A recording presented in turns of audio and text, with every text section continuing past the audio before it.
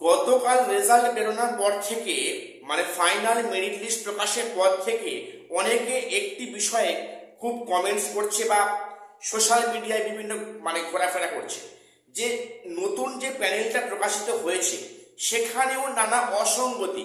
সেখানে কোথাও এক্সপিরিয়েন্সের নাম্বার যোগ হয়নি, সেটা পরে আবার যোগ হচ্ছে। আবার সেখানে কোথাও রেশিও মেনটেন হয়নি, বা যেখানে অনেক যোগের ভুল আছে বা ইত্যাদি কারণে কিন্তু এই প্যানেলটা আদৌ বৈধ হবে কিনা সে নিয়ে অনেকে সন্দেহ প্রকাশ করছে। আমি আজকে ভিডিওতে সে নিয়ে ডিসকাস করছি এই প্যানেলের কোথায় কোথায় কি কি সমস্যা আছে এবং এই প্যানেলটা কি ফার্দার কি বাতিল হতে পারে কি মনে হচ্ছে। তো সেসব নিয়ে বিস্তারিত আলোচনা থাকছি। সবাই চ্যানেলটা সাবস্ক্রাইব করে দিও এমন গুরুত্বপূর্ণ আপডেট সবার আগে পাওয়ার জন্য। প্রথম বলি, দেখো গতকাল যে প্যানেলটা প্রকাশিত হয়েছে সেখানে বললাম যে তিনটে লিস্ট প্রকাশ পেয়েছে, একটা মেরিট লিস্ট, একটা ওয়েটিং লিস্ট এবং সেখানে কিন্তু একটা রিজেক্টেড লিস্ট প্রকাশিত হয়েছে। এখন এই রিজেক্টেড লিস্টকে ঘিরে নানা প্রশ্ন উঠছে। সেখানে কি অভিযোগ? সেখানে অভিযোগ যে কারোর 45% মার্কস নেই বা 50% মার্কস নেই, অথচ সেই ব্যক্তি পরীক্ষা দিয়েছে, ইভেন ইন্টারভিউ দিয়েছে। দেখো সেখানে দুবার করে চেকিং হয়েছে, ঠিক আছে, যখন এবার ভেরিফাই তখন হয়েছে, প্লাস ইন্টারভিউ দেওয়ার আগে চেক হয়েছে। তো দুবার চেকিং করার পরেও এই বিষয়টা ধরা পড়লো না যে তাদের সেখানে 50% মার্কস নেই। পাশাপাশি উইদাউট বিএড ডকুমেন্টস ভেরিফাই করে সেখানে পরীক্ষায় ইন্টারভিউ দিয়ে এসছে। এখন জানা যাচ্ছে কি যে তারা নাকি বিএড তারা আদৌ করেনি। এগুলো কি করে হলো? এগুলোই মানুষের মনে নানা সন্দেহর দানা বাঁধছে। যেরকম উইদাউট 50% মার্কস এবং উইদাউট বিএড তারা ইন্টারভিউ অব্দি গেল কিভাবে? তো যাই হোক, তারা কিন্তু প্যানেলে আসতে পারেনি, বিষয়টা খুব ভালো। কিন্তু এখানে প্রশ্নটা যে তারা কমিশন কিভাবে কাজ করছে, এর মধ্যে আর কোথাও ভুল নেই, তার প্রুফটা কি আছে, এই একটা বিষয়। এবারে আরেকটা বিষয় বলে রাখি, আমি দেখলাম কয়েকটি সাবজেক্টে কিন্তু রেশিও মেনটেন হয়নি।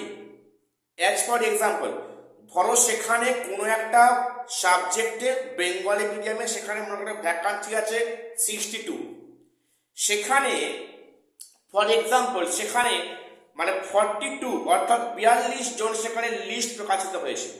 তাহলে সেখানে বাকিটা কোথায় এলো?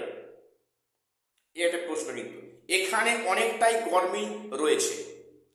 জানি না গরমিলটা কি ইচ্ছাকৃত কিনা, আমি এই কারণটা বুঝতে পারছি না। তো এবারে আরেকটা বিষয় যেটা অনেকেই বারবার করছে বা সকাল থেকে বিভিন্ন খবরে হেডলাইন হচ্ছে যে সেখানে রাতারাতির মধ্যে সেখানে প্যানেল চেঞ্জ হয়ে গেল। কালকে রাতে দিল এক লিস্ট, আজ সকালে সেই ক্যান্ডিডেটের এক্সপিরিয়েন্সের মার্কস কি করে হুট করে যোগ হলে আবার সকালে পুনরায় একটা নতুন পিডিএফ পাল্টে দেওয়া হলো। যে এক রাতের মধ্যে কি করে এক্সপিরিয়েন্সের নাম্বারটা সেখানে অ্যাড করা হলো, এটা কোন অদৃশ্য মায়া বলে? প্রশ্ন করছো। দেখো প্রথম বলি, এটা কিন্তু সম্পূর্ণটা ভিত্তিহীন দাবি। আমি তোমাদের বলছি, অন ক্যামেরা বলছি, এই যে 4 জন কি 5 জন, সম্ভবত 4 জনের যে নাম্বারের যে গরমিলটা হয়েছে, যে গতকাল সেখানে এক্সপিরিয়েন্সের মার্কস ছিল না, সেটা পরবর্তী ক্ষেত্রে এক্সপিরিয়েন্সের মার্কস অ্যাড হয়ে এসছে। অনেকে বলছে যে রাতের মধ্যে এটা কি করে সম্ভব হলো? দেখো সেখানে বলে রাখি, এটা কিন্তু কোনো দুর্নীতি নয়। কেন বলছি, বিষয়টার খবর নিয়ে দেখো।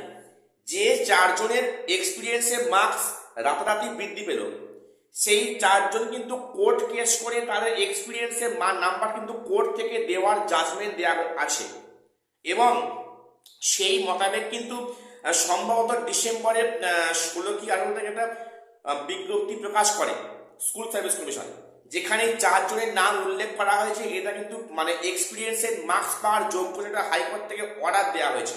সেই মোতাবেক কিন্তু আজকের এই যে প্যানেলটা চেঞ্জ করা হয়েছে, এটা খুব একটা অবাক হওয়ার কিছু নেই। অন্তত এই বিষয়ে কিন্তু দুর্নীতি মনোযোগ হয়নি। দুর্নীতি হতে পারে যে সেখানে রেশিও মেনটেন করা হয়নি ইত্যাদি। সেটা হতে পারে, কিন্তু এটা কিন্তু সম্পূর্ণটা অমূলক।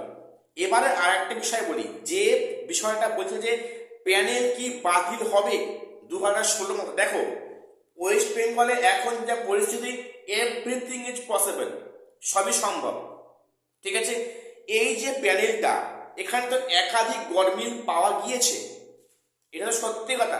শুধু তাই নয়, এখানে এখানে রুলস নিয়ে কিন্তু মামলা হয়েছে হাইকোর্টে, যে সেখানে 2016 সঙ্গে 2025 একটা বিস্তর অমিল, এবং সেখানে কি করে ইন সার্ভিস এবং তার সাথে একসাথে বসিয়ে একটা খিচুড়ি পাকানো হয়, এ নিয়ে অলরেডি হাইকোর্টে মামলা দায়ের হয়েছে, এবং আশা করছি কয়েকদিন পর থেকে এই শুনানি প্রক্রিয়া শুরু হবে। তো সামগ্রিক এই রুলস নিয়ে যেখানে চ্যালেঞ্জ হয় হাইকোর্টে, তাহলে সেখানে কিন্তু প্যানেল বাতিল হওয়াটা কোনো অবাক হওয়ার কিছু নেই। তো এবারে যেটা মনে হচ্ছে যে হয়তো প্যানেল বাতিল নাও হতে পারে, এখন সেটা সময় বলবে যে এখনো রুলস চ্যালেঞ্জ মামলা নিয়ে কি আপডেট আসে, এবং এই নিয়োগ প্রক্রিয়া আদৌ সঠিক সময়ে এটা মানে সম্পূর্ণ হয় কিনা। আজকে এ নিয়ে আপডেট দেওয়া ছিল। প্রত্যেক চ্যানেলটা সাবস্ক্রাইব করে রাখো এমন গুরুত্বপূর্ণ আপডেট পাওয়ার জন্য। আর শেষ করছি, দেখা হচ্ছে পরে কোনো আপডেট নিয়ে।